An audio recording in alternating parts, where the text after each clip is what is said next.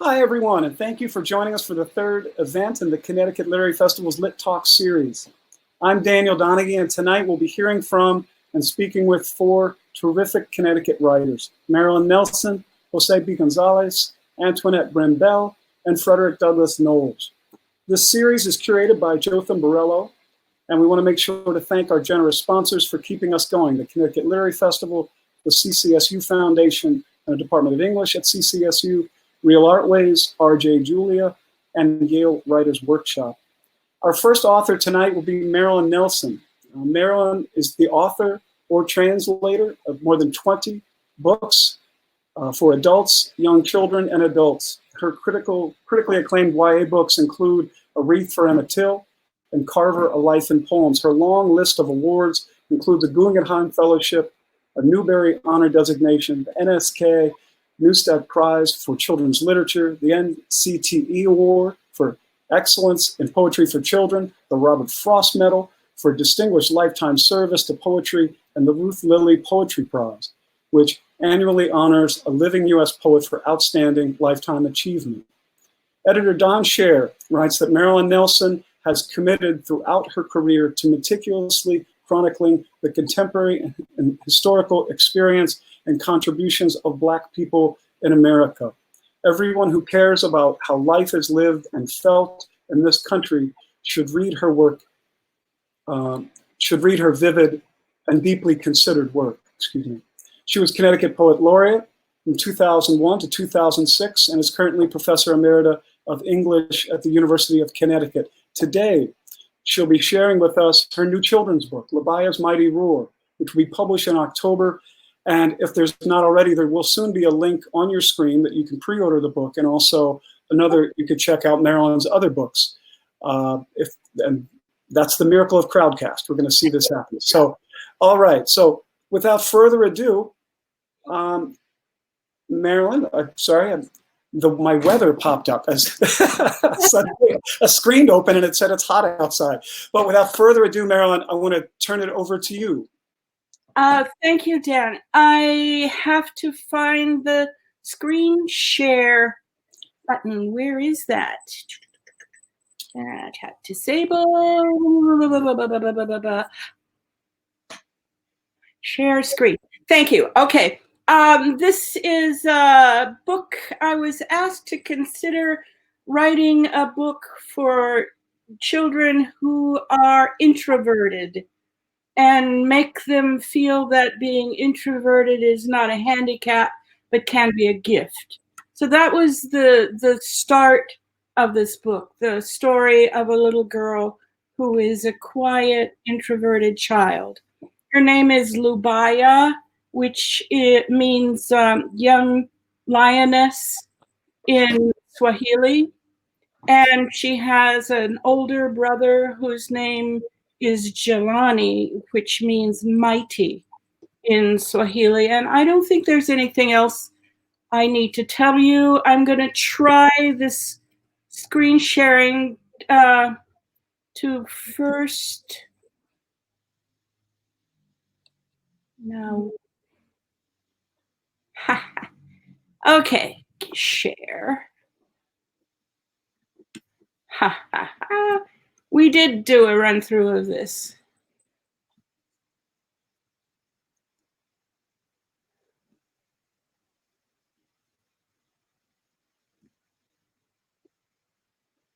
No. I'm sorry, I tried no to get. Do you want to try to figure this out and we can come back to you? Sure. I'm sorry, I guess I can't do this without Christiana's help. Yes, I suppose so. I'm sorry, I can't. I was going to. You shared your screen. We see your computer screen, but we don't see the books. Is it one of the tabs up top? Yes. Or because if we can. There it is. Yeah. Okay. So okay. This is the cover. It's illustrated by Philomena Williamson, who is an African-American artist. She's not an illustrator. She's a gallery artist. in New Jersey, and this is her first book. So here's the cover, and now I will try to pull up the text. And if I can do this, I'll be reading from the PDFs. Again, this is not out yet. It's coming out in October, probably September, actually. I think so, Meryl, is this the first time you've shared it anywhere? Yes. Oh, this is great. Thank you for that. Why?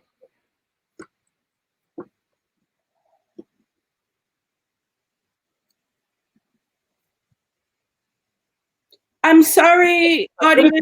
Download. There it is. I thought we were going to get it. My old head.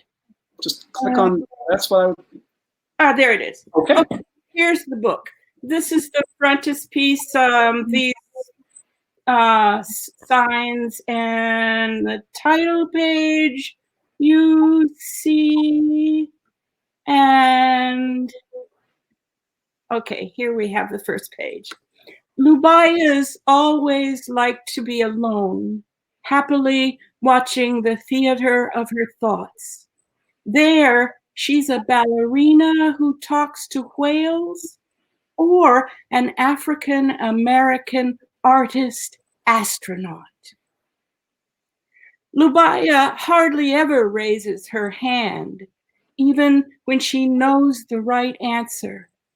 She watches the hand-waving picked kids stand in the light of classroom admiration. Oops, what happened? Classroom admiration. Come on, move. When captains choose kids to play on their teams, Lubaya gets picked number 8 or 9. Her teammates shout, "Luby!" But she's lost in dreams. She looks at the ground and shrugs when the other team wins. I'm sorry, I have to figure out how to advance the... There it is. At home, she notices things. The way her dad's jaw sprouts whiskers by evening, how sometimes he winks and her mom's cheeks grow a brown blush, the way her mom's eyes crinkle when she smiles. After homework, dinner, and chores, sometimes she and Jelani play video games. Jelani wins when Lubaya gets bored. Then she goes to her quiet place behind the sofa. She draws on the backs of old posters left from a protest march a while ago. Draws her friends Madison and Skylar dressed in their prettiest birthday party clothes. She draws a snowman on a towel at the beach.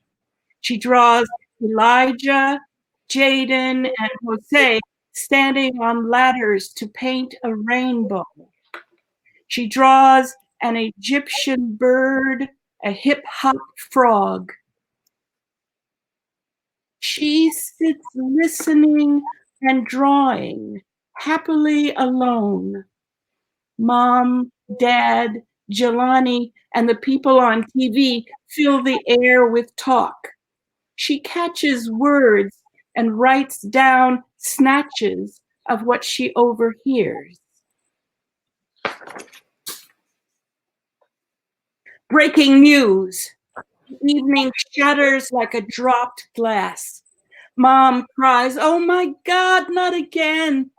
She and Dad spring to their feet. Dad says a swear. Lubaya comes out of her niche. Mom says, "I had hoped the time for marching was past."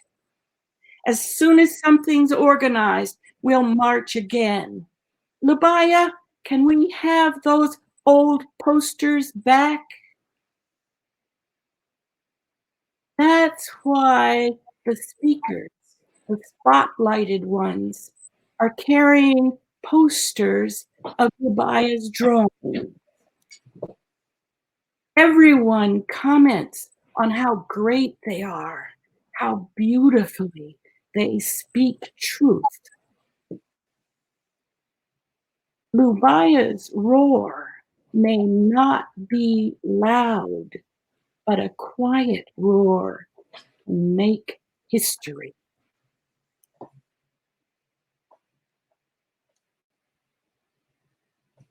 Those are the portraits of their names. And here we are back. And now we see that those are our protest posters. Well, thank you for that, Marilyn. Thank you so much for that. There was a question about the pre-order link. The pre-order link is up now. If you'd like to order the book, you can click at the bottom, and the book will arrive when it comes out, either in September or October. So, Marilyn, that book's going to speak to a whole lot of children.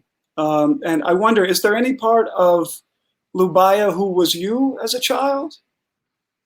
Well, yes, I suppose so. Yes, of course. I wasn't an artist, but I was a reader and writer. So yeah, that part of it is right. And what's really, for me, amazing is that the text for this was written quite a while ago. And it's coming out at this point.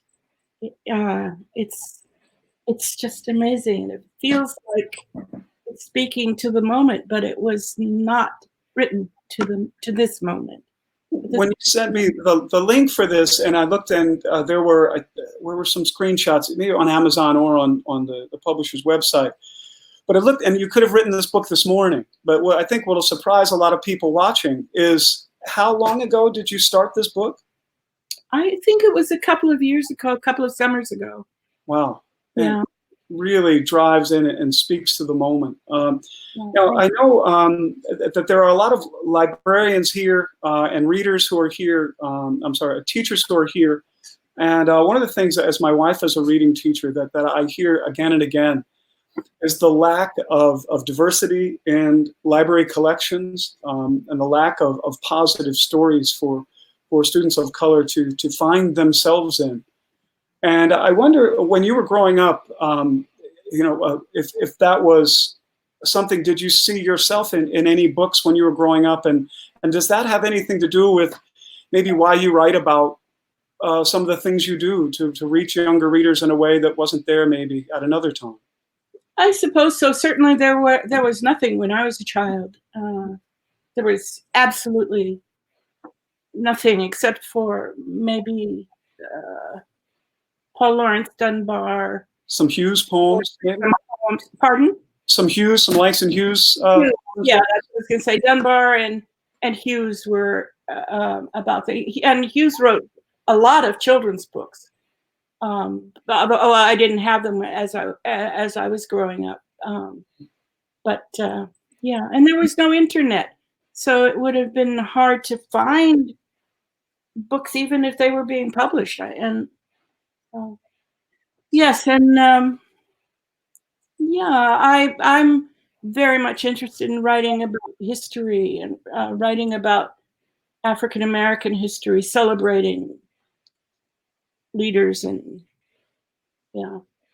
path breakers. I'm trying to get out of the screen sharing and back. Well, I clicked defocus, so now it's just me and you again. Oh, but can you see it? Yes. No, I don't see it. I'm still seeing my. Oh, here we are. Okay. Okay. Yeah. So one of the things that growing up, I think I was reading a lot more than I realized in terms of I'm reading everything that I can get my hands on. And I'm also listening to everybody around me telling stories. And I was a sucker for a good story, whether it was true or not. I think I grew up around a lot of liars, but they were good storytellers. Mm-hmm. And one of the things that I love about your work, and I think because the unique wide success that you've had, is if you do poetry, poetry is the terrain of whatever that is. It's its own, has its own audiences, its own demands, and somehow that something rooted in a narrative. There's a complicated line that people can have. Get into modernism, and you lead into the kind of the move against actually just presenting a well-crafted story. But the tales that you've told in your stories from the earliest poems. Leading through, as you start to talk about and do more research, and you're talking about Carver and Emmett Till and others, the Seneca Village. It's just, I always know when I read your books, I'm in the hands of a master storyteller. Regardless of the subject, regardless if this poem in the New York Times, the New Yorker, if people haven't seen, yeah. Is it this week's New Yorker? Or is it last week? It come out so quickly. Marilyn has a wonderful poem in a recent New Yorker that it's suspenseful, and there are twists that will make you think a long time. And just the narrative, so coming from personal experience and also coming from moments of research. Were there storytellers in your family? Did you grow up around people who, or is this kind of something you internalized through books or? Well, I was, as I said, a reader, so I suppose I read a lot of good stories. And my mother's brother was a very good storyteller. We didn't spend a lot of time with him, but I admired his storytelling. No, I didn't particularly grow up with storytellers, but I grew up with people who valued history. There were several people in my grandmother's family who made forays into writing family history. They're really, really proud of the stories that they had kept alive over several generations. And I guess that's the best answer I can give you. Oh, that's great. Keeping the stories alive. Could you stick around? Because I'd like to have you come back. Just that idea of stories and keeping stories alive. I think that's just a kindred energy that you all share, and I'd love to hear you both talk about that. That would be great. I'm, of course, sticking around because I want to hear the other people. So let me get out of here. Okay, excellent. You put me out? Well, yeah, I can. I'm going to click send you to the audience. So you're going to go back into the audience, and I'll call you up in just a few minutes. Okay. Thank you, Marilyn. Okay.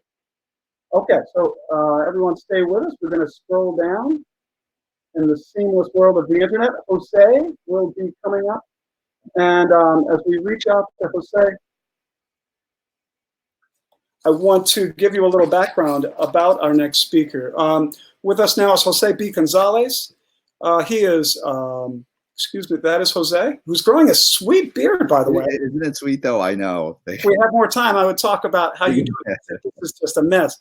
But José is a Fulbright scholar.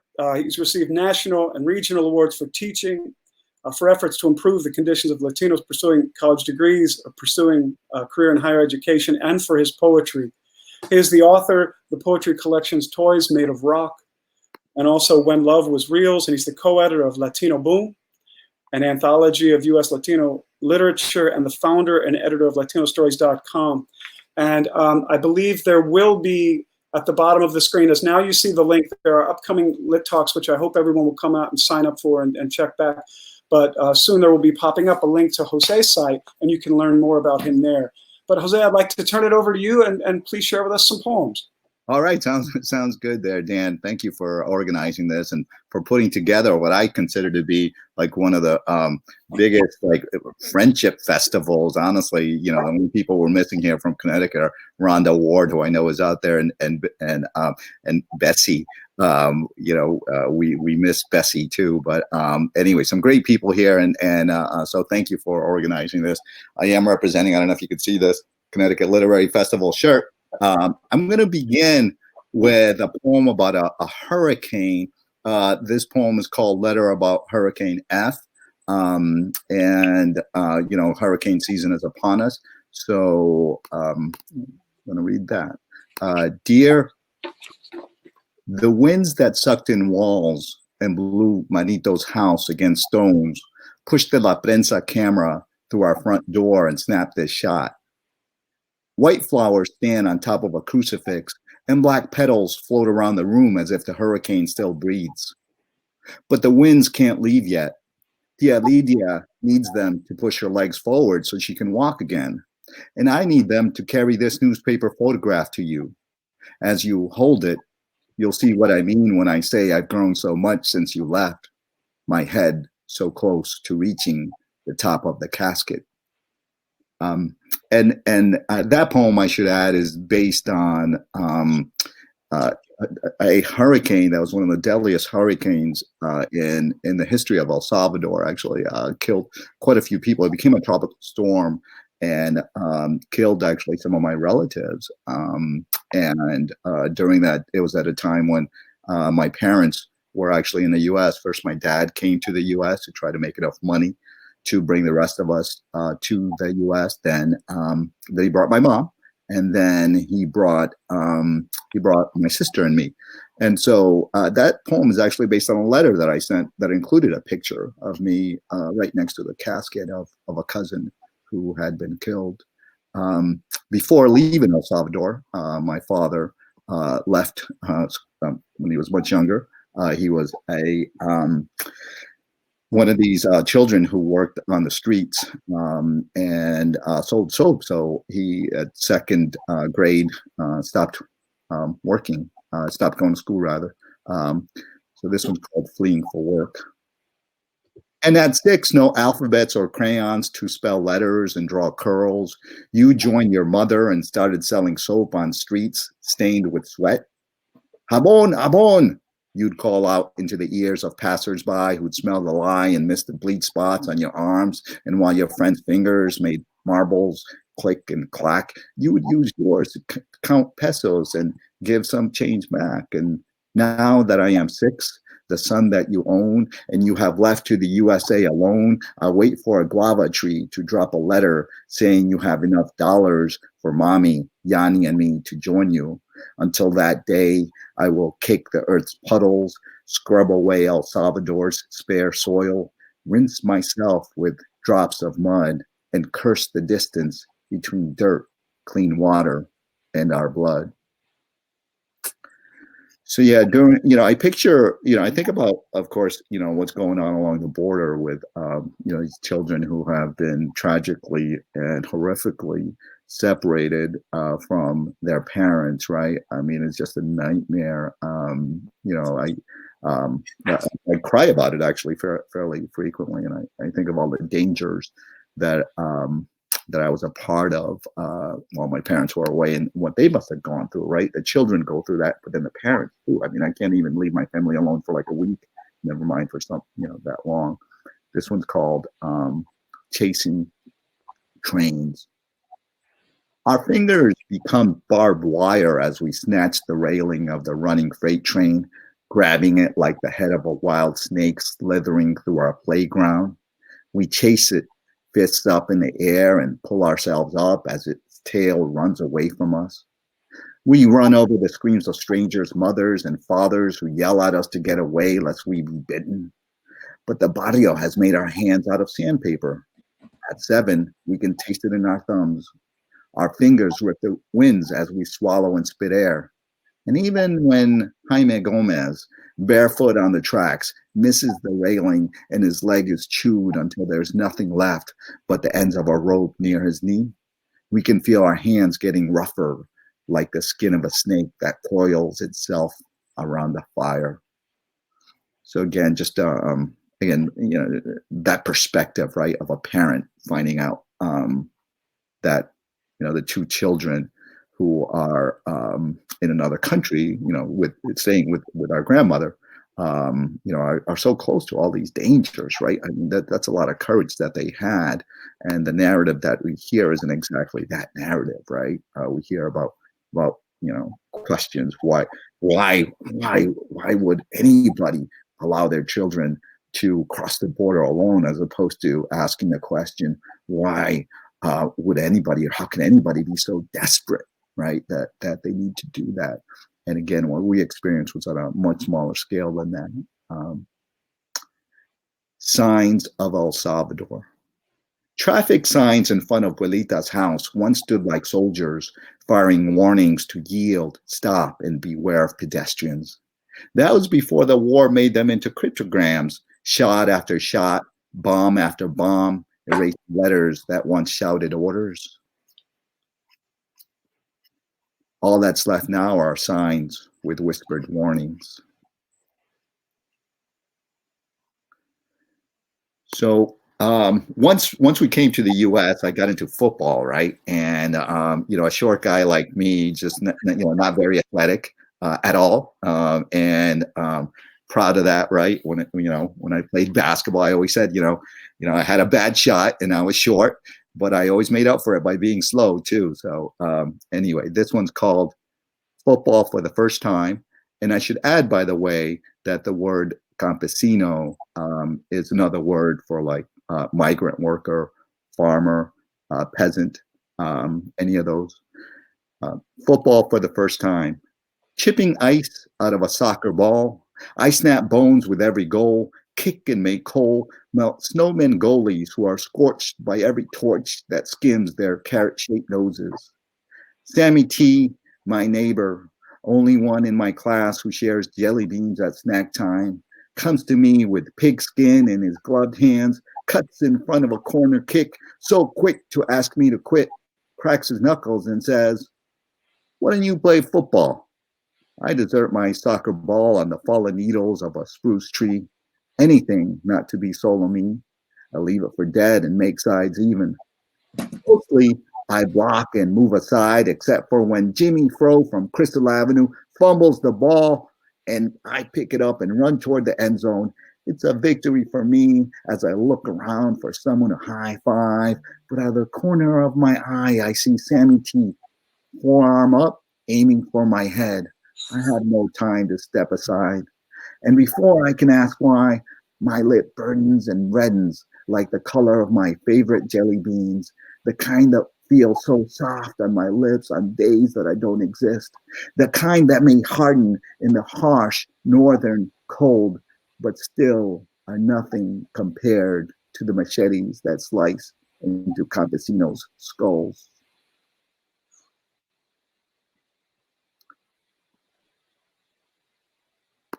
There's so much wrong with our current health system, and I thought the anniversary of my mom's death is coming up soon, and it coincides with the tragedy called our healthcare system that is really highlighting the differences between the haves and the have-nots, and it just doesn't seem to be getting any better. This one is called chronic. That cough, her speech, chopping her syllables, choking her mid-sentences, and she speaks no English. I accompany her to her new doctor's office and translate her exhaling. As the nurse walks away after taking her cough weight, my mother tells me about the word describing her condition. Crónica. Its English twin describes her cough, her tos, chronic. Her cough, chronic. And when the doctor's stethoscope listens to her lung sobs and asks about when her cough began, she nods toward the window and says, "Tell him about the word crónica." But as much as I try to inhale so that the word can inch its way, cough, out of my mouth, I refuse to translate it because the word also means chronicle, her story, her life. And I'm still blowing out my candles, closing my eyes and wishing that this doctor will be the one who rewrites the beginning and erases the moment when she so she saw snow falling for the first time inside the walls of that factory where cotton fibers flaked in the air and started her cough. In the first of many winters that wouldn't forgive her for taking breath, for selling her lungs for a cough of minimum wage. So I'm going to read one more that I think kind of captures sometimes the way we feel about, ethnic literature and questions I might get. Sometimes I think, the impression is that, when it comes to ethnic literature, that there's no pain beyond it, right? Or ethnic racial literature. There's a lot of pain, man. Man, these are tough to write and sometimes really tough to read. But this poem takes a different twist to that question. A colleague thinks ethnic poetry is easy to write. Says there's only one reason why a fly would be buzzing around my poetry. So what does it matter if it's open form when none of it is classical? Not even a rhyme would save it from drowning. Written for the have-nots who have not a reserved parking spot on the parking lot for tenured faculty. And besides, there's no sign of the sublime, and any line of verse that's too free could at least have half the structure of a sonnet. There's no song in it, just a false Latin hum. And if that's poetry, then let any words that are found in a promotion application or a help wanted ad enter the literary canon. Let there be laureates for the mute and the deaf. Let poetry announce its own death. And I say, let that black fly buzz around my words. Let that black fly open its wings in its own form. Let that black fly hatch its larvae into the mouths of the ones who call my poetry slight. And let it zigzag to the left as they swat to the right. Let that black fly ski on the back of a snowflake, freeze on a cube of ice, stick its tongue out as it smells slowly fizzling in a martini on the rocks before it takes flight, and let it drone in its own lyrics and spit out epithets that sober those who say ethnic poetry is easy to write. Thank you. Thank you, José. José, you are a train. You get going, and that energy and the urgency of those stories. I see you read your work. You just take a deep breath and start running with you. All of those times of putting us in an emotional and physical motion there. It's just incredible. I'd like to, you touched on something about your background. And for those who don't know it, I wonder if you could just kind of recap the extraordinary circumstances through which your parents came and you came to the United States, and how we got from there and arriving in New Britain, right? Is that you came from El New London. I'm sorry. I knew it was something to do with England. Yeah. And how that led toward a path that has brought you to poetry. Yeah, I honestly, I really believe that it was through failures, right? That along the way, I do. I think that that the spirit of poetry came to me in part through failures, right? Through recognizing that there are different paths that I could follow, right? So growing up in New London, there were all sorts of directions that people were taking, and sometimes I took the wrong ones, and sometimes I found that I fought a lot. I did. I as much as I joke about being someone who's not athletic, right? It doesn't mean that I didn't get into fights, and I'm always shocked to hear when people say that they never had a fight. I remember you telling me that, like you and I, one of the things that connect us is if you don't know the terror of actually being in a fist fight, Exactly. I'm sorry, but yeah, I mean, it was rough. No, it is. And it did. It took me a while to realize that it's not these that are the best weapons, right? Partly because I'm being beat up anyway. But that it's the words, right? The words, and it's the words that I think became my weapons. And when people say PhD in English, I like to think of it as a black belt in words, right? I'm gonna steal that. Yeah, that it's those words that have helped me to fight in more significant ways than I think that I ever could with these. Do you remember the first time that a book really spoke to you, where you saw yourself, or saw, if not yourself, saw a similar fire? Yeah. I would say that for me, it took a while, right? That was one of the reasons I heard you ask Marilyn, whose book I'm really looking forward to, by the way, looking forward to reading it, and just like, everything else she writes. I have to say that, that when I think of the ways that, I'm sorry, I lost my place for a second because I lost the camera for a bit. Oh, sorry. Yeah, and I brought me into it. Me arriving in a room, it's like the cops show up. I throw everything. Yeah. So your question, I'm sorry. No, but was there a moment where that reading wasn't just something to do, but it was some kind of, there was a moment of just kind of heightened awareness of, maybe you felt, I don't want to speak for you, but a little less alone in the world, or you saw that there were other people who struggled with the things you struggled with. Because, I mean, you come, going back, I mean, literally toys made of rock. You literally had toys made of rock, right? Right, exactly. To go back to the humble origins with you, and you're arriving. I love your poem, Brown. I mean, talking about even getting away and making the joke with the MA at Brown and etc. But coming from absolutely nothing to the place of the power that you have over words now, and as you said, a PhD and a professor. It's a remarkable path, and is it just sticking to it, not giving up, following sinuous paths as they lead, or were there any of those moments where you said, hey, this person feels like me or sounds like me a bit? Yes. Now, I'm sorry about that.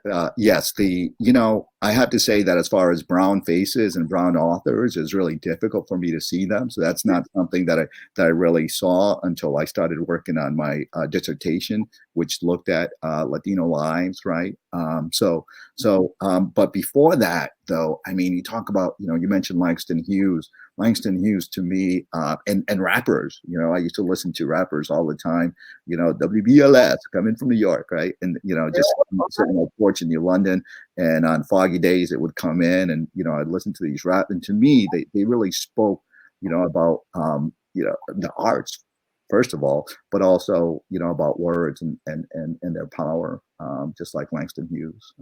Yeah, and we I don't want to run over time, but we'll do this over a cup of coffee sometime. But one of the things that I rap opened a door for me, a million doors. But it's just, what I saw is not just the brilliance, not just the linguistic sophistication, but also these people were creating the rules as they went, inventing a form without teachers. This art form arising from cultures and using the energy that could have, like you said, could have led to a path toward destruction or bad choices, consequences you can't come back from, but led to the creation, the fierce creation of art you can't deny. Absolutely. So I thank you for bringing up rappers. Like, in your line, you talked about, looking at how people could disparage your work for whatever reason, and disparaging other musical forms for whatever reason. It's like, you try it. Just try to do it. Try to actually speak.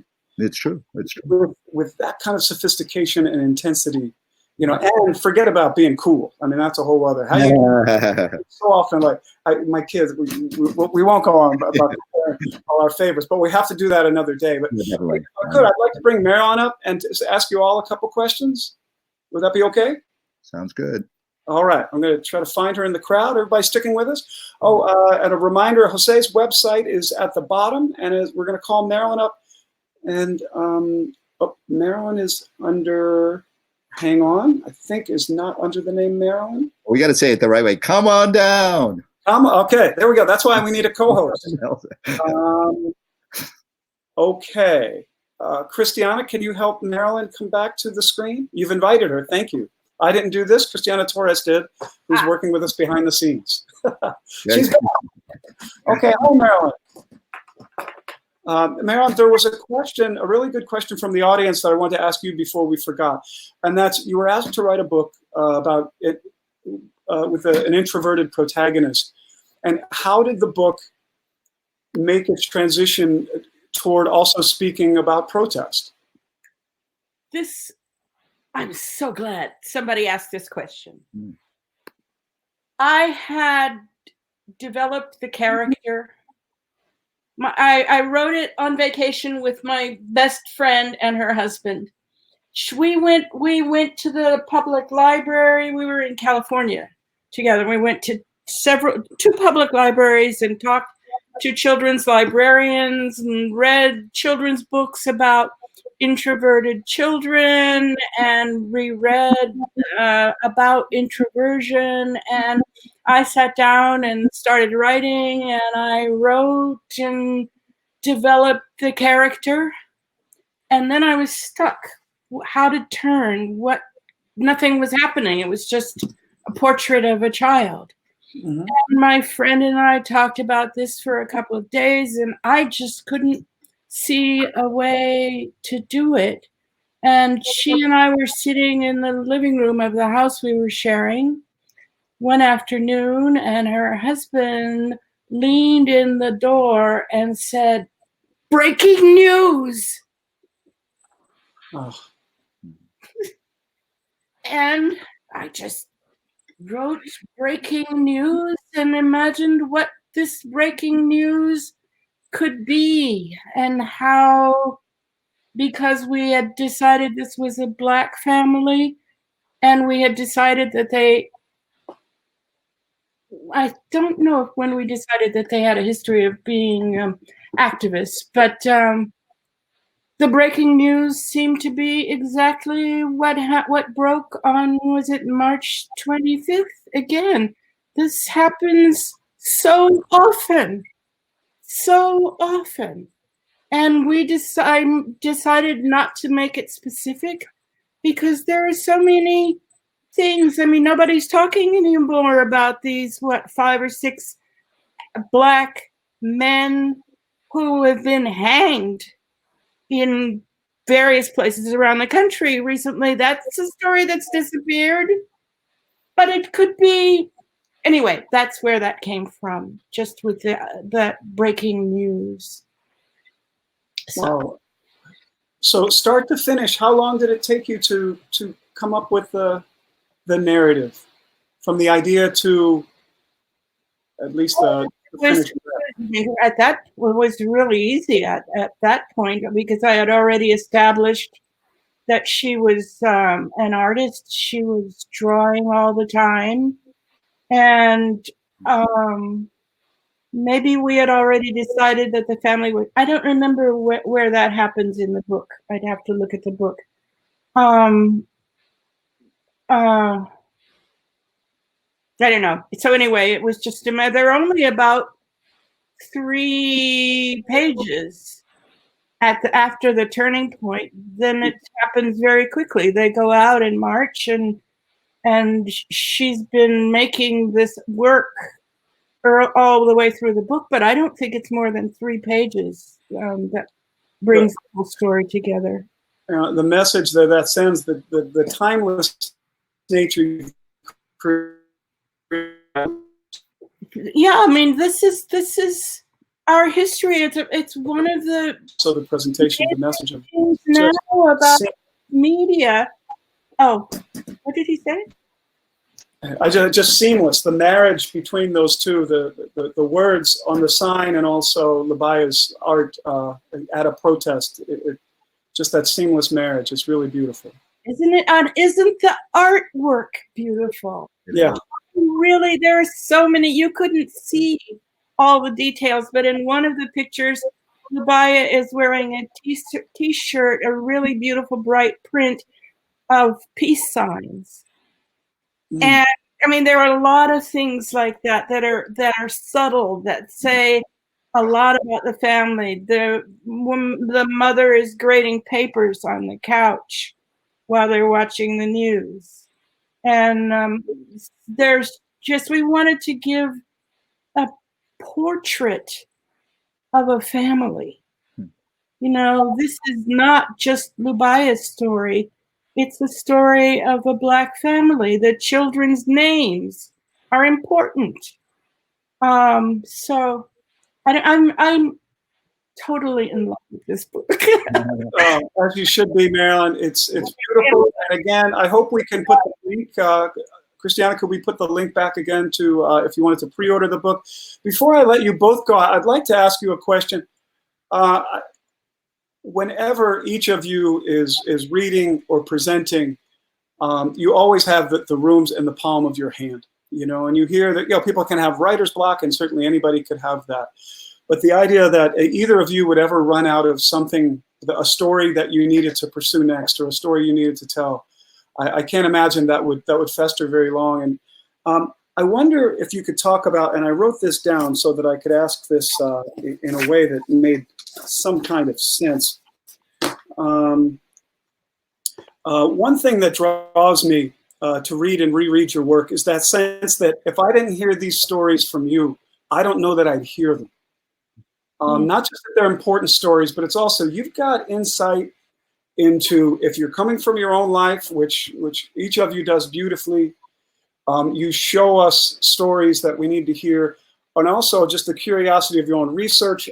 José, the poems of looking at, of drawing a parallel with Dante's level, the Inferno, and looking at contemporary culture, that, you know, of using outside references and building these important things. And I just wonder, I was reminded in preparing to talk to you each, when I was at Cornell for graduate school, I had an essayist professor named Kenneth McLean, and he was committed to writing these beautiful essays about his life and about African-American culture, and growing up in New York in the 40s and 50s, et cetera.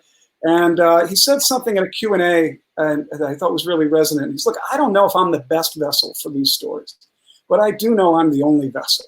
And that has really struck me.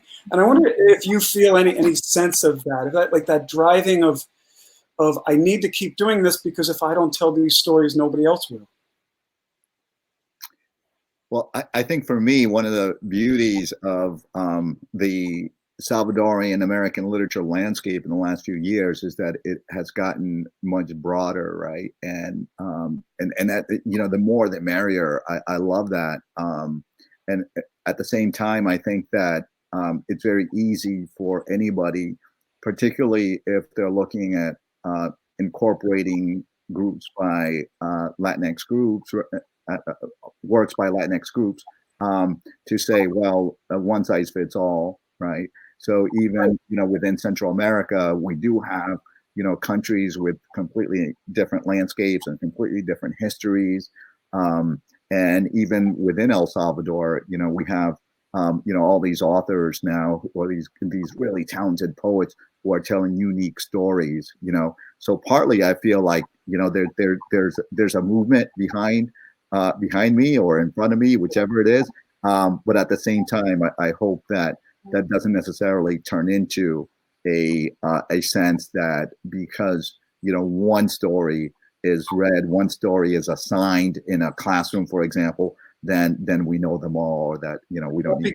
That's the story of the El Salvadorian kid, right? Right. Exactly. Of the multitude of voices and contributing to.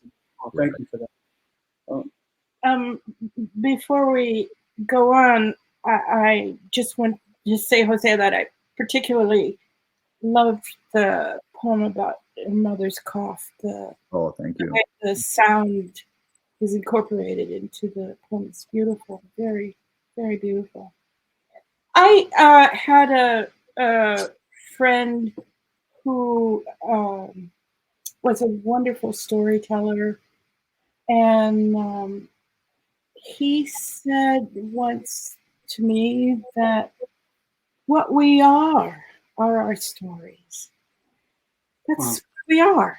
Yeah. We are is a compendium of the stories we've learned and experienced and collected, and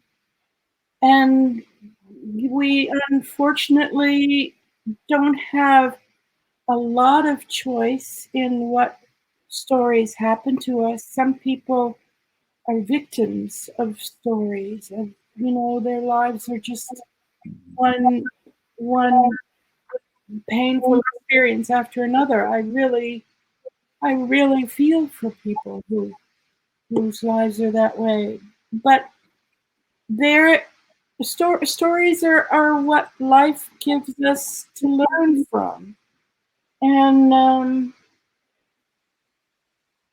you know, that we spend a certain number of years on the planet learning the lessons that life is teaching us. And the stories that we grow up with and carry with us, I mean, they can continue to teach us, can't they?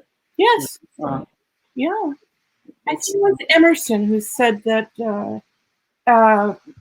what writers have always is their childhoods. There's an infinite amount of material just in learning what your childhood has to teach you.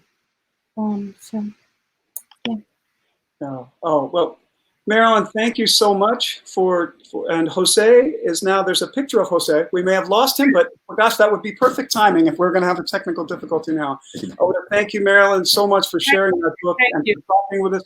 I want to thank you, José. And I'd like to now invite to our online stage Antoinette Brimbell, as I scroll down and invite her in. And let's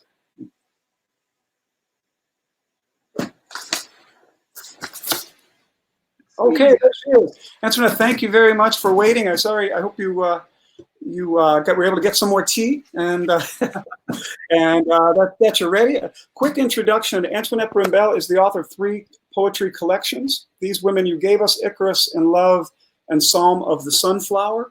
She has hosted a series of Black History Month television programs for One World Progressive Institute and is a professor of English at Capital Community College in Hartford. And it is really great to see you today, Antoinette, and please share with us some of your poems. Well, thank you so much. First of all, I want to say thank you for bringing us all together. This is a wonderful opportunity for us to kind of feel connected and not feel so disjointed and alone. Yes, I've been sipping my tea and listening to the other 2 poets whom I call dear friends and just absolutely adore them as people, and I adore their work too. So what I'm going to be doing today is just reading a combination of new work from the new project that I'm working on, and then some older work, but mostly just kind of concentrating on what's happening in the nation right now around police brutality, Black Lives Matter, these issues of race that we have not wanted to talk about, but are now having to talk about. So the first poem, the one thing that you need to know about this poem is what a Rorschach test is. And those are the little ink blots, you know, that someone might hold up in front of you, a psychoanalyst might hold up in front of you to see what your response would be. And it's supposed to tell you something about your inclinations, your thoughts, your motives, your desires, all of that type of thing. So the name of this poem, and it's my first time reading it, it's a brand new poem, is called America's Rorschach Test. Blots 1 through 7. 1. Beaded cornrows click, barely bigger than her sign. Red Summer 2020. 2. On the playground, Margaret calls me African black. I'd rather sticks and stones. 3. Miss Kindergarten teacher says, you're an asset to your race. Let's gentrify your dreams. 4. Uninformed reform, medicine is poison. Take this now or wait. 5. Every day, a climb up, a thorned honey locust. 6. Thoughts and thinking thoughts, sending and praying prayers, mounting body count. 7. Flashbang grenades, cherry blossoms shudder, weep pink petals.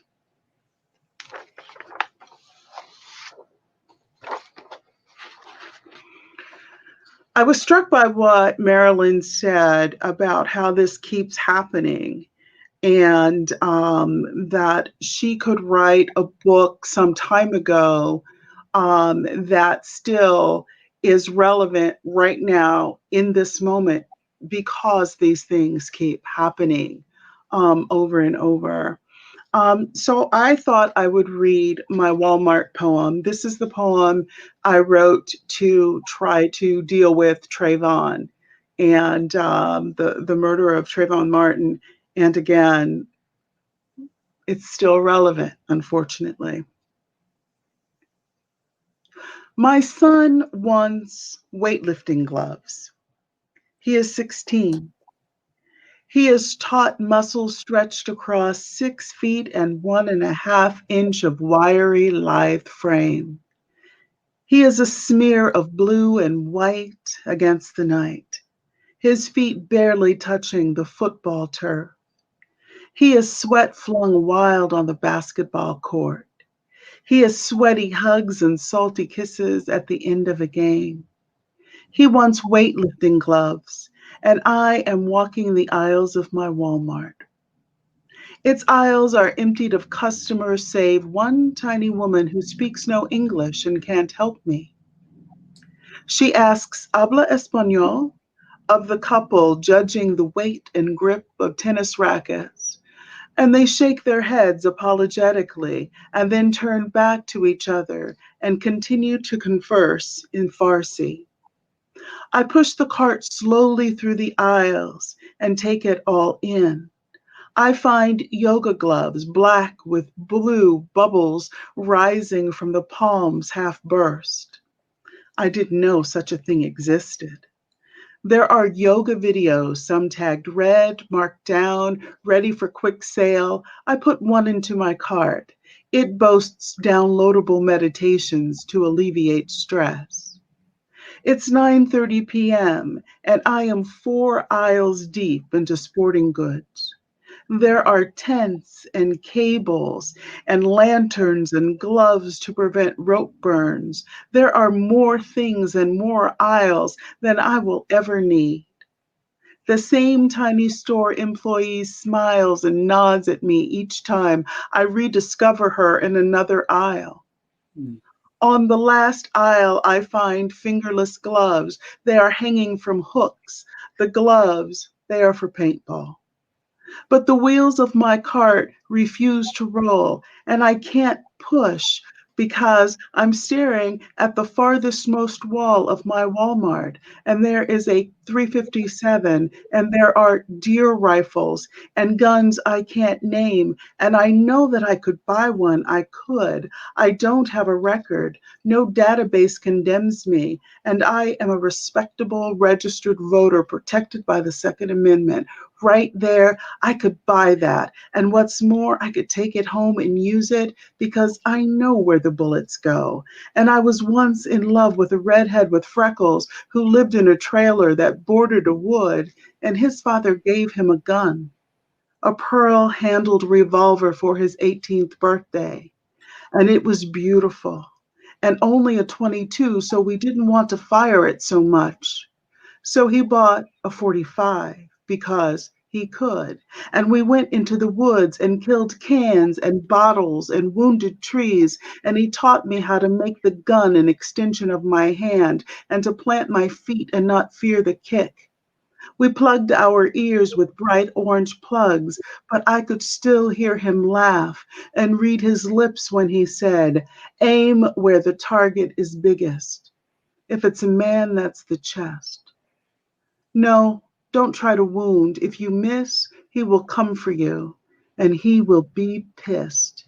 And we weren't afraid of guns or intruders or rabid animals. And I shot guns in the woods and at the fair and got put out of the carnival for winning, for shooting all the targets, all the rings onto the slender necks of wine bottles. Wine I gave to GIs as they laid their money down to buy me more shot. And now I'm standing in front of guns in my Walmart, and I could buy one and be 17 again and a sure shot. But I gave Trayvon a ride to school yesterday. It wasn't that Trayvon, but another Trayvon. And he was laughing with my son in the back seat. And he is tall and wiry and dark. And it wasn't that Trayvon, but I wish I could have squeezed him in between the boys and taken him to college or to the store or the museum. I really just want to take him home to his mother, but it was my son and another Trayvon laughing on the way to school. And now I am in my Walmart looking for weightlifting gloves because my son wants to play football and basketball and go to college and then to law school and maybe be a judge. They both look like Trayvon, still baby-faced and man tall, muscled. But I am standing in my Walmart and most anyone can buy this gun or that gun. And I wonder if they ever were 17 in the woods with their first love, standing sure-footed, killing cans and unafraid of the kick. There is Easter candy in my basket. My son asked for that too. It was 50% off because it is the day after Easter and there are aisles and aisles of leftover candy. But I am still standing here in front of the guns.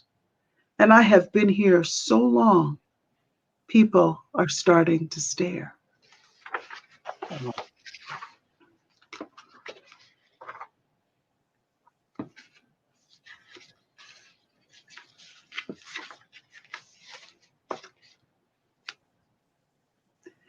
Before we started, Dan asked me earlier about a poem, We Carry Our Dead With Us. I had written this, I guess it's been some 5 years ago. It's in Icarus in Love. And a bunch of us poets had posted poems in protest of, I think maybe by that time it was Eric Garner. I'm not sure. There have been so many. And he mentioned it, and I said, I was going to read that today because, again, unfortunately, it's still timely. We carry our dead with us. Curse the sky that clouds like sugared absinthe. Curse the sun that barely warms it. Square your shoulders, son. We carry our dead with us. Rain will not stop because we will it. A dead messenger does not change the truth. The truth, instead, settles itself inside us. There is no antidote for the grief that ails. No song drowns out a mother's wail. No force can pull a father's fist from the sky. We bear the sudden sandstorm, grit our teeth, blink our pricked eyes, kiss the cheeks of those whose faces gone sugar of lead, lost to us. Bathe in the cry of cerulean wings cutting across the sky. Flight is a freedom that awaits us all. Now we move on. Do what they left undone. Avenged the tired heart gone silent. Cover the bullet holes that hemorrhage hope. Our dead are with us.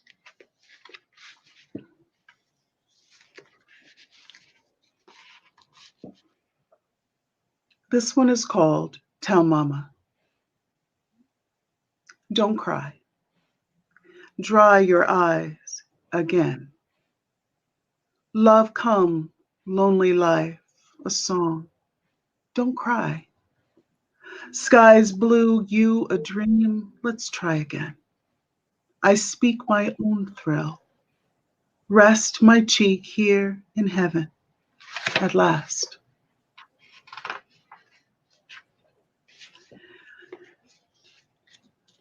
A small excerpt from a poem called Welcoming the Night, which has echoes of lines from Brooks and Amakai.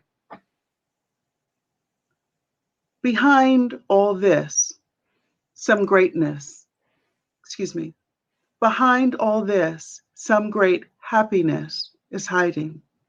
Yes, some great happiness is hiding, perhaps in the children. Yes, in the children. Happiness is hiding in the children.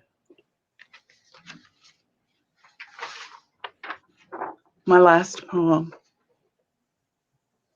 Duplex, Black Mamas Praying. Black mamas stay on their knees praying, cursing the lies folks tell about how the world don't need you.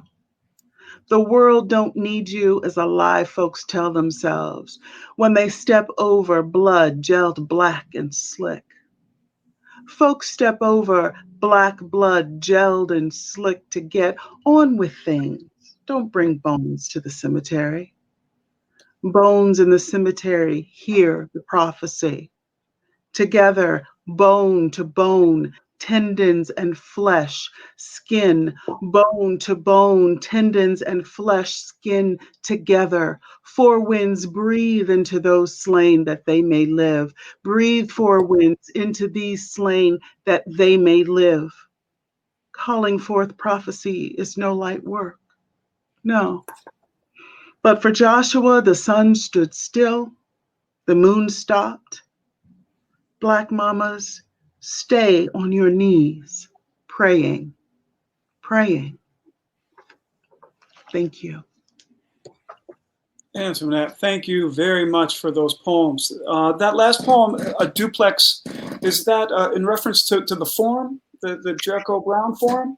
Yes, it is. Yes, it is. I tried to fail about 20 of those. That was brilliant how you pulled that off and let the urgency of the message carry it forward. Can you talk about the relationship between how the form helped you get to when the repetition really kicks in and starts driving the urgency of the emotion there? Yeah, I had the line, Black mamas stay on their knees praying for a long time. Mm-hmm. And it wasn't until I heard Jericho speak about the duplex and how he mixed the sonnet and the ghazal and the blues poem together to make this form. I thought, that's the form for this line. The repetition that comes from the ghazal makes that kind of wailing, that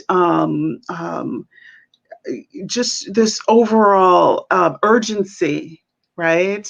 Yeah. And then when we talk about the 14 lines and the sonnet and the turn, and then you're talking about the blues poem, which has its own melody, creates its own melody from repetition.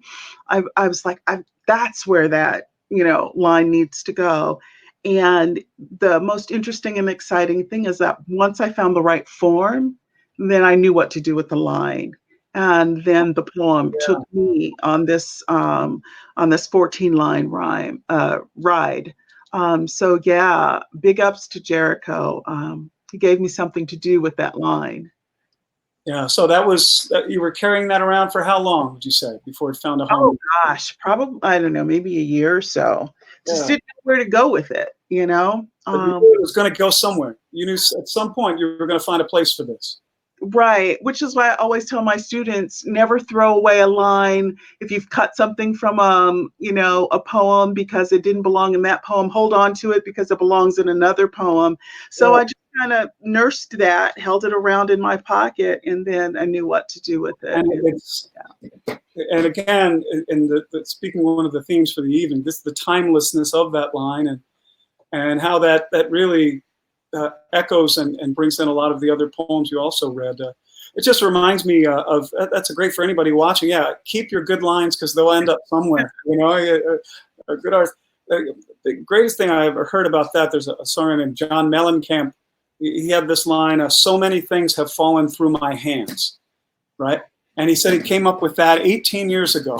And it was in an album like 2 years ago. He said, every time I'm going to write new songs, he goes, I mean, that's a good line. Obviously, there's a story there, like your poem. I don't know what the story is or where it fits yet, and you really take us there. But you started off with a bang in the Rorschach Test poem, Rorschach Test of America, was it? Is that the title? Yeah, America's Rorschach Test, right. Lots 1 through 7. I imagine there'll be more. That's fresh. When you talk about I'm sorry? I said it's fresh off the presses. That went through another rewrite just today. And the duplex is very new as well. Well, that is a knockout. It is chiseled down to its down to the form again that it needs to be, very constrained. But so that gentrify your dreams line stopped me in my tracks. And when you said Red Summer of 2020, for those who I imagine most people might know, but could you speak to what that alludes? The earlier Red Summer. Right. Yes. Riots and protests and marches all across the summer. So much blood was spilled that they called it Red Summer. And it just seems like, again, as Marilyn said, these things keep coming back over and over again. And I wanted to, in the opening of the poem, to say, look, we're here again. And what does it mean for us to be here again? What do we make of that? And so that's how I ended up opening the poem with that notion of Red Summer, and the fact that the children are out there, protesting along with their parents. The little girl is barely bigger than her sign, but it's going to be probably, she'll be out there again when she's bigger. We're going to come back around to this again, unless we decide that we want to do something about it now. Well, let this be that moment. We could go on again all night about this, but Marilyn touched on the lynchings that have just been arising, and Red Summer, where lynchings were going on with impunity throughout the South and even the North and the Midwest. And this just terrifies me that clearly these are happening again. Yeah. But I have one more question for you, and then Frederick is here. I want to bring him up, and we'll hear some poems, and then we'll move toward our closure tonight. And you said something to Ginny Connors when you were featured in the Hartford Current, and where you said that we need poetry now more than ever today, especially since the country is so polarized. And I wonder if you could talk to why that is. Because I agree with you 100%. I would love to hear why you think it is that we need more poetry these days. Because poetry gives us an opportunity to say things that we wouldn't necessarily say in polite company. I wouldn't necessarily, where would I go other than the page to say, hey, we need to stop and look at ourselves, and we need to test ourselves. What do we think of when we hear this particular poem, or when we see this particular image? That can only be done on the page, right? And it can only be done on the page where you can measure your words very, very precisely, and then someone alone can sit with it and read it and then think about it, and then kind of spend time with themselves. My grandmother used to tell me all the time, Antoinette, sometimes you just have to sit with yourself. And she was right. There have been times in my life where I'm like, am I on the right track?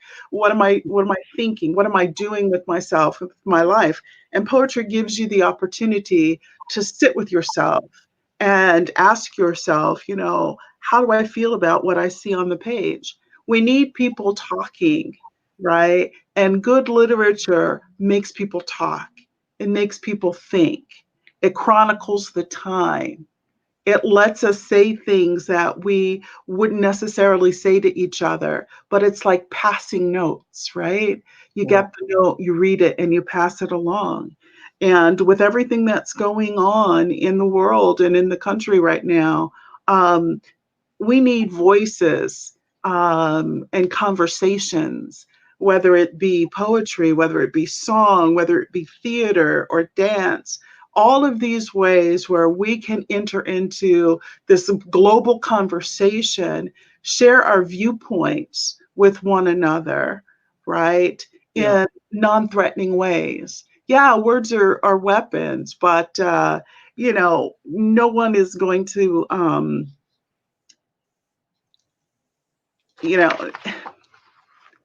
we just need to have these words out there. Yeah, right. We need people to read them, and to be listening. And this has been so deeply nourishing for me this evening, just to be able to listen to these important messages that need to be heard and these stories needing to be told. And I commend.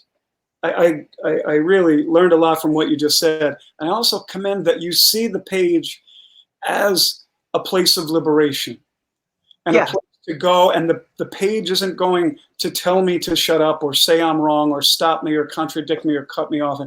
And that for anyone out there who's watching, it's something I say to my students all the time. The page will never stop you. The page is saying yes. The page is saying give me more. And because so often when you get to that space of I can say anything, right? I bet this rings true. You find yourself saying things like Robert Frost says that we didn't know we knew. That we can finally admit to ourselves. And where else but unless we, like you said, unless you sat with yourself and gave yourself time to read through and to go back and go through as you're doing now with this new round of poems, as many drafts as it takes to get the words right, and that words matter, and that we need to be sharing these words with each other. So, Antoinette, thank you very much. I'd like to we could keep you around. I want to, Christiana, could you invite Frederick up? We're going to see if Frederick pops up through the magic of the internet.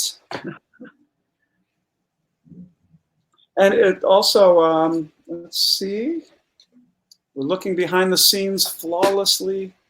Frederick is on the way. Okay, here we go. Great.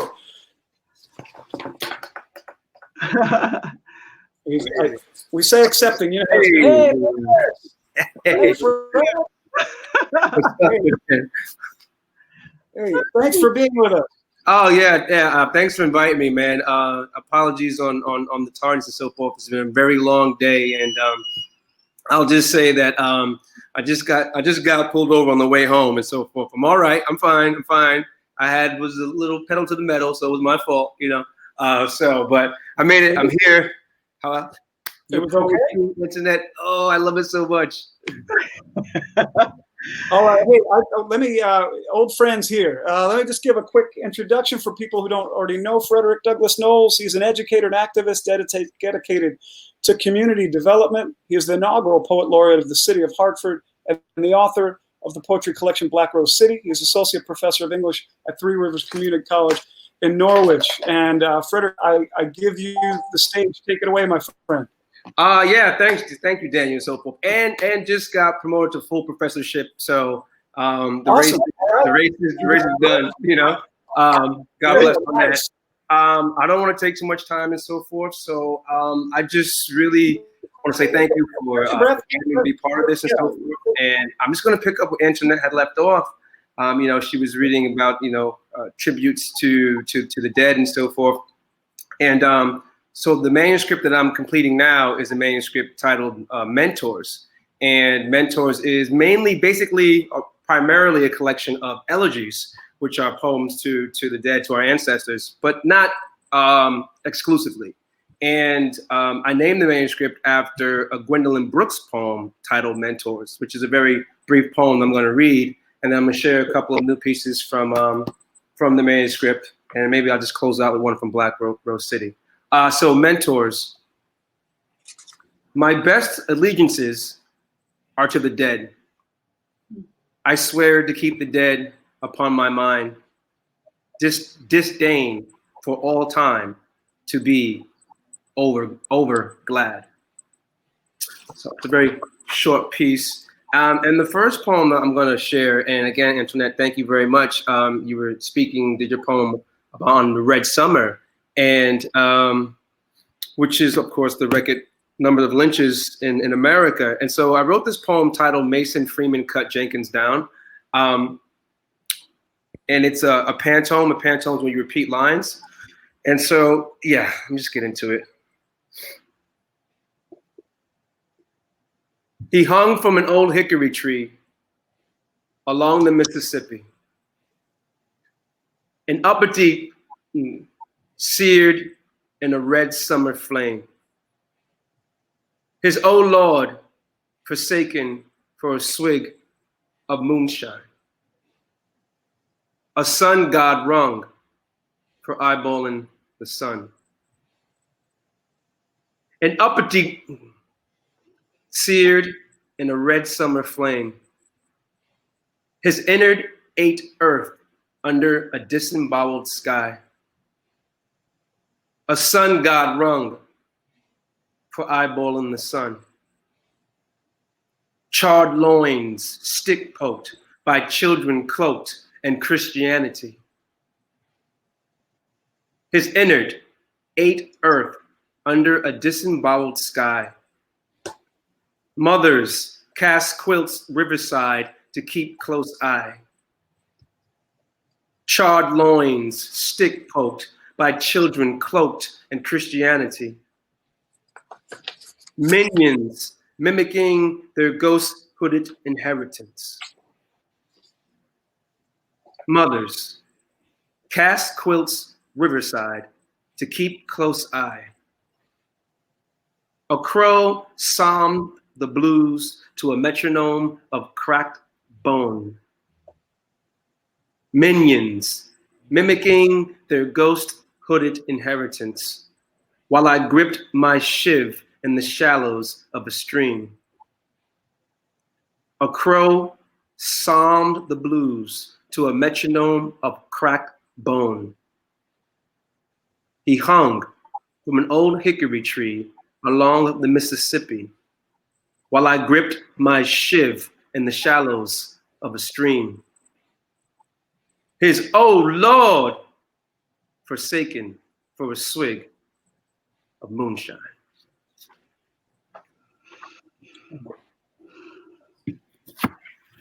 I'm going to continue with this next poem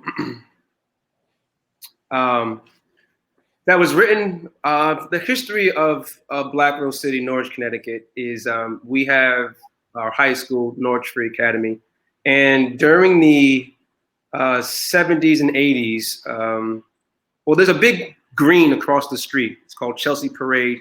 We know it as the Green. And so in the 70s and 80s at the high school, there were, of course, racial tension, and there was race riots. So at any given time, the school could clear out, and it's like a college campus, NFA.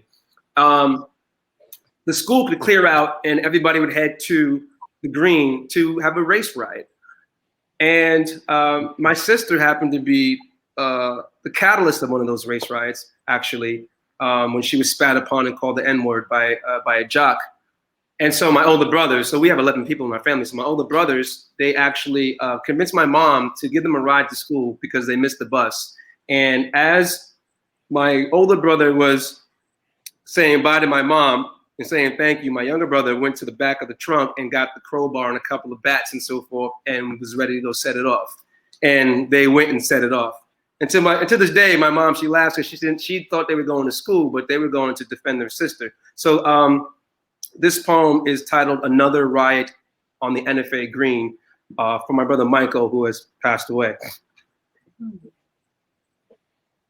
I wonder what mommy thought when you and Harvey pretended to miss the bus, then devised a ride to school.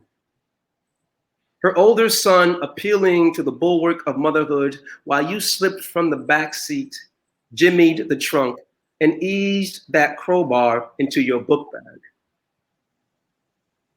I wonder what that white boy thought when you crashed that crowbar into his ribcage, cracking true bone like twig. A wince of an apology noosed in autumn air. His burly superiority heaving on top dank blades cut the day before. Appetent grass mistook his tears for morning dew. I wonder if he contemplated first period the day before. The animus he spat into our sister's hair, anchored by the N-word cast across the hall outside of homeroom. The revere he received. The gloat. The N on his varsity jacket applauded for meaning much more than Norwich. I wonder when he awoke, spewing autumn into a field of azure, scudding from a mosh of blackness, if he knew the victory soaked into its soil, the cracked bones before him, before you or me, the subtle tradition of northern insolence cursed to never let us be free. I wonder during band practice if the millennials knowingly march to the victories, the ties and losses of their kin. I wonder if the symbolists clash alloy on the same patch you crashed that crowbar,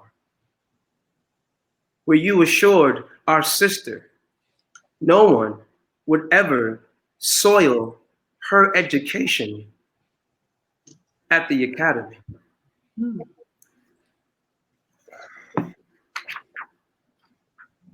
And so these poems are they're homage to the living and the dying. Okay, so a couple more. And please let me know if I'm going too close to overtime or so forth. You know. Two more poems? Yeah, okay, great. You know, once you start reading, you get into it. So this poem is dedicated to my grandmother who passed away. She was 101 years of age, and my granddaughter was yet to be born. She was about 6 months from being born. And so I had seen my daughter at the funeral, and I looked at her belly, and I thought about a conversation that my grandmother would have with my grandchild at the crossroads. And this poem is inspired by Alice Walker's collection of essays, In Search of My Mother's Gardens. And so it's titled, Emery Enters Her Grandmother's Garden. A seed of sage within my mother's womb. I attuned to a sacrament of psalms, poking praise into cinnamon skin, moving to music not yet written, amid my great-great-grandmother's homegoing. I resound and twice told memories of flowered vegetable gardens, whittled from cracked earth, wind-swept hands in planting turnips to tulips. The southern soul of a Cherokee black blossom bloomed beyond the antebellum isle of Jim Crow. Indigo engraved in her palms, refusing to shrivel like a raisin in the sun. I reap the harvest of hallowed dreams. And the last poem I'll share is dedicated to two people, Henrietta Lacks, whose cancerous cells, HeLa cells, have pioneered science from the early mid-30s, if I'm not mistaken. And her cells are responsible for every major medical breakthrough in science, and I mean every major breakthrough. And her cells are taken unbeknownst to her and her family, and they've been used in unethical ways since. And there's a book titled The Immortal Life of Henrietta Lacks by Rebecca Skloot, phenomenal book, and then Oprah took it and turned it into a movie for HBO. So I was going to a conference in Baltimore, where she was from. And so I was reading the book there, and I read that Norwich is actually mentioned in the book. So we had a sanitarium, Uncle St. Thames, in Norwich, that when you died of cancer, you know, that's where you went. You checked in at Uncle St. Thames and you didn't check out. And so my other grandmother, Nana, actually died there of cancer. So I wrote this poem just thinking that what if, you know, HeLa cells were there while my Nana was there, and if their cells had a conversation, it would sound like this. HeLa cells came to Norwich from the book, The Immortal Life of Henrietta Lacks. My Nana never knew Henrietta Lacks, the Black woman from Baltimore, whose cancer cells were stolen from her cervix before martyred in the name of science. My Nana never knew how doctors from Johns Hopkins inserted an ingot of lead into Lax's womb to cold radiation, how petulant tumors ebbed her urine from flowing. My Nana never knew HeLa cells were shipped to our city sanitarium, where she spent her last, watching an angel flit over her bedside, while I knelt before mine, pleading her to stay. My Nana never knew HeLa cells may have chatted with hers, gossiping how stone men in white coats never grew them beyond mitosis, probing their petri for a malignant antidote to catapult into history. My Nana never knew how Henrietta's HeLa cells pioneered science from polio to AIDS, could float through thin air, thrive on doorknobs, atomized the Cold War, hold 17,000 patents without an arm. My Nana never knew how scientists sold HeLa cells unbeknownst to her family for billions, injected patients without consent, unethical practices hidden like the identity of a woman presumed white. My Nana never knew Henrietta's HeLa cells came to Norwich, carrying the legacy of a heroine. How Black women like them healed grandchildren with kisses laced in mustard gas, guised as chemo. Wow. Wow. Thank you, Fred. Thank you for the opportunity. Open this back up. I'd like to just ask you a question that I had asked Antoinette right before you came on, and that is, you know, in these loaded, troubled times that in which so many of the stories and sorrow is so familiar. I wonder if you could speak about the role that you see art that it could have, that it might have, that it does have in times like this. I mean, art is, wow. Art is the true account of the narrative for any culture, right? No, excuse me, for every culture. And I mean every culture, right? It records a narrative in various mediums. Through us, poetry, of course, there's visual art, musical art, so on and so forth. And if you want to look towards or study a society, a civilization, a culture, a people, humanity, whatever you want to call it, if you want to study a collective, right, you study their art. You study the art that was alive, vibrant, prospering, innovative, old to innovative during their era, because that's where you really learn about a person's culture, a person's family, a person's behaviors, attitudes, morals, beliefs, disbeliefs, excuses. And just to provide an example is that, you know, in World War II, like, I'll give you two examples. One, World War II, Hitler went straight for the museums. He went straight for the artwork. He went straight, and Gestapo just took all the artwork that's still sitting in basements in like the Vatican and other places. Like, there are still Jewish families, right, descendants from the Holocaust who are still fighting in courts to get back their relatives, their ancestors' artwork, and so on and so forth, right? And so art is the pulse of people, you know, as cliche as that sounds. And so for us, as I was saying in an interview yesterday, was that, you know, what are the history books going to say about us in 50 to 100 years about this particular time, this particular era? What is it going to say? You know, and most importantly, what do we want it to say? Because I don't know about you, but I don't want it to say the narrative that's trying to be written now, because that narrative writes me out, and it writes a whole lot of other people out, right? Based on all types of social constructs, right? Race, sex, religion, class, you know. We're fighting, you know, William Barr a couple weeks ago said a really chilling thing, you know, and that's that history gets written by the victors. So it's really important who wins right now. Yeah. I mean, really existentially important.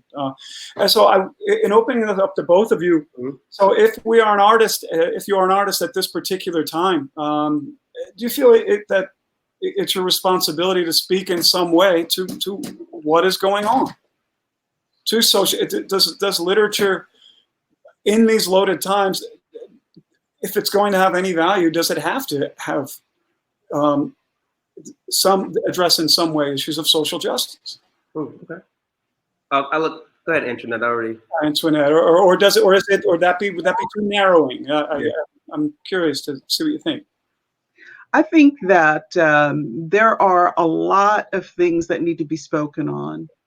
And right now I'm in this space where I'm talking about social justice, about race, about being a Black mother, what that means for me, what I know is happening around me in terms of being a Black woman and having Black children and loving Black children and feeling as helpless as I sometimes feel. But there are other people whose stories are different than mine. Maybe their stories are about identity, whether it be gender identity or sexual identity or whatever. They need to write those stories because that's what's relevant for them right then and there. So I think the responsibility or the social responsibility that any artist has is to write their stories, the things that are relevant to them, and to show the world as they see it. That's the only way we can get a complete picture of what's actually happening. Going back to what Jose was saying, not relying on a particular individual to tell the experience of a culture or a race or a gender. Yeah, the culmination of these individual stories. Right. Yeah, thank you for that. Fred, your thoughts on that? Yeah, you know, I just really see it is that, you know, literature chose us, right, to carve a sentence or our sentence in the larger narrative, you know. And so I think, and it's not a challenge to people, but I mean, it's a testament so that, you know, we can actually, you know, tap into our inner selves and use our experiences, right, as an empathetic tool, like the poems I shared, right, you know, those experiences occurred in my community, so on and so forth, right, but to share those as a means of empathy, of bridging our stories together, so that they read as a larger social narrative, right? So if we want our social narrative to represent social unrest, right? To represent a better movement towards, or a much cohesive movement towards humanity and so forth, then we take our stories and we piece them together, right? And we piece them together through poems, and other folks piece them together through other expressions, right? And so, but through all those different mediums of this expression, of our individual expression, there is a common narrative, right? And so like thematically, right? So if we put all the themes of our lives together, right? It represents each and everything that we do and encounter on a daily basis, right? And so how do we want that to look like? How do we want that to feel? Yeah. And, you know, so I think that's very important that we all, you know, just say something, do something. You know, I'll just stop there because it's loaded questions. We go on and on, you know? Oh, yeah, I think that's a great way to just wrap up the evening of saying something and doing something. Yeah. And part of that doing something is really active listening. And if it makes you feel uncomfortable, then good. Then listen to it and then go home and reflect on why and learn from it. Mm-hmm. Rather than not being defensive, you know, overcoming a lot of the things that you've inherited, maybe you didn't realize, and of getting to a better, more less judgmental, more just place where more voices are included in the conversation. So I thank you both very much for being here. I'm such a huge fan of both of your work, and it's really great to get to hang out with you, sort of, kind of. I want to thank our guests tonight, Marilyn Nelson, José P. Gonzalez, and in front of us now, Antoinette Rimbel and Frederick-Douglass Knowles II. Please check out all their websites, buy their books, and as a way of wrapping up, please keep an eye out for other lit talks in this series, and you can find out those by checking out the Connecticut Literary Festival's website, just as you found out about this one. So I'm Daniel Donaghy, and I want to say to everyone, good night, and thanks for being here. Thanks. Good night, y'all. Good night.